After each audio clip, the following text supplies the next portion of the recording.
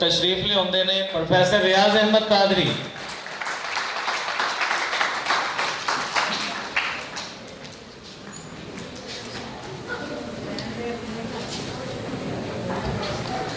औज़ुबिल्लाहिमिनश्शैतानिर्रजीम बिस्मिल्लाहिर्रहमानिर्रहीम। सोने रब दे नाम जिन्हें दुनिया दिया ते बाबा नजमी था ते बाकी सारे पुराने जिहड़े मौजूद ने नवीं कलमा ते नवीं उड़ान इहदे उत्ते गल करांगे। ए आतिफ ने इस किताब नूं जोड़ के इहनूं तरतीब दे के साडी पंजाबी ज़बान ते बड़ा वड्डा एहसान कीता। मैं उन्हां नूं मुबारकबाद पेश करदा ते वधाइयां देना। नवीं उड़ान ते नवीं कलमां दा आपस की संबंध है ये सानू सोचना पड़ेगा। ये नवीं कलमां किहड़ियां कलमां ने ये बारे आतिफ का अपना एक शेर थी बड़ा पुराना तुसीं सुनिया होना है। नवे नवे रुख लाउण दी आतिफ जे आदत ना पाई एक दिन 100 आलना हो सी एक एक टाणी उत्ते। अपने इस कौल नूं निभाउंदे होए ये आतिफ ने पंजाबी शायरी पंजाबी अदब की पनीरी विच पंजाबी अदब के खेतर विच ऐसी पनीरी लाई है, ऐसियां कलमां लाइया ने जिहड़ियां कल नूं वड्डियां हो के बड़े वड्डे वड्डे दरखत बनणगियां ते उन्हां दीयां छावां थल्ले असीं बैठ के माणांगे। सानू नवीं कलमां लाउंदे होया ये मेला जरूर याद रखना चाहिए कि कभी सानू भी किसी ने नवीं कलमां समझ के लाया सी। ये आतिफ ते मैनूं मैं ते समझना कि इकबाल शहदा ते अब्दुल वहीद अख्तर का बड़ा वड्डा एहसान है साडे उत्ते कि उन्होंने सानू अपने उस बेड़े दे विच अपनी पहली अदब की पहली जे नवीं कलमां समझ के लाया। अल्लाह का शुक्र है कि असी उस खेतर जो बाहर नहीं निकले तो अज वड्डे हो गए ये चादर की शक्ल तुहानूं एक बोर्ड का दरख्त नजर आ रहा है।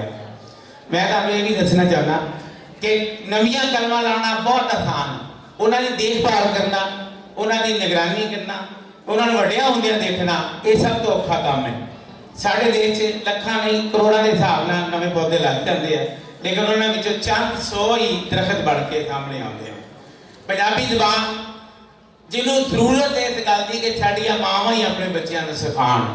जो असीं वैलकम कहना उसकी बजाय जी आया नहीं असीं आख सकते तो जो असीं बच्चों को अंग्रेजी के अल्फाज सिखाने हैं उसकी थां से अपनी पंजाबी के अल्फाज सिखाए जाण।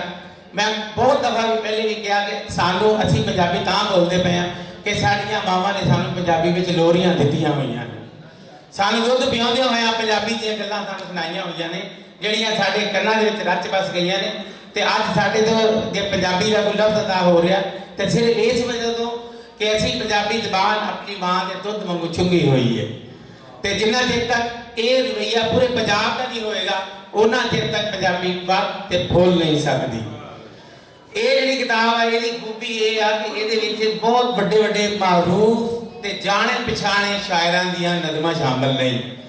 बड़े जिन्हां तुसीं कहते हो कि ये लोग बड़े कोहना बश्क जिन्हों कहा जाता वो नहीं। नवीं कलमां का मतलब की है कोई बच्चा 6वीं पढ़ता है उसकी नज़म शामिल की गई उसको पंजाबी की नज़म लिखाई गई। कोई बच्चा 5वीं पढ़ता है कोई 9वीं पढ़ता है कोई 10वीं पढ़ता है। स्कूलों के बच्चे ने नर्सरी स्कूलों के बच्चे ने उन्होंने को नज़मां लिखा के इस किताब में शामिल की गई हैं।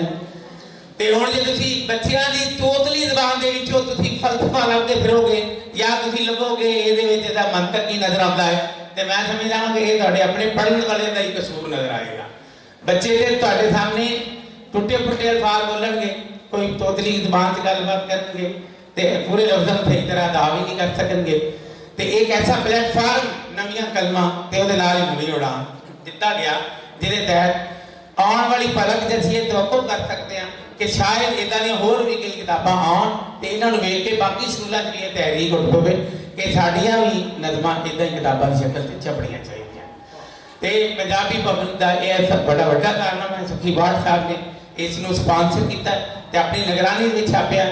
तो सब तो वड्डी गल कि दोवां ज़बानां अपने उधरले बन्ने दे रस्मल खाते इधरले भी रस्मल खाते विच ये किताब मंदिर आम च लिआंदी गई ताकि दोवां पंजाबां दे जिहड़ा असल इक्को ही पंजाब है दोवां पंजाबां की गल भी नहीं करनी चाहिए इक्को ही पंजाब है जिहड़ी ज़बान पंजाबी बोलते हैं पूरी दुनिया भावें कैनेडा च बोली जा रही है तो पंजाबी है बस होर कोई है ही नहीं। मैं तो समझदा तो इसका मकसद इतिहाद इतफाक ते एकता पैदा करना भी है।